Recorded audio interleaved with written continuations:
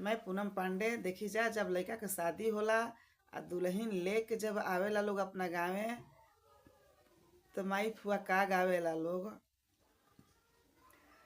धनी धनी भाग तुहार कवन पापा, धनी धनी भाग तुहार कवन पापा, बेटा पतोह घर आयो, बहुआ लक्ष्मी घर आयो, बहुआ लक्ष्मी घर आयो।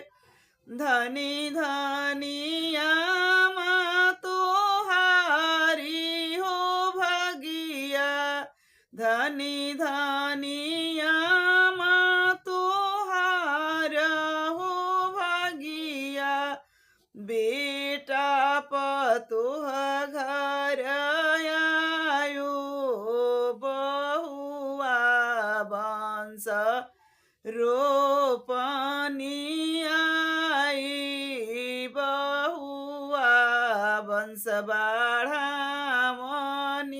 आय। धनी धनी भाग तुहार कवन चाचा, धनी धनी भाग तुहार कवन भैया, भाई भव घर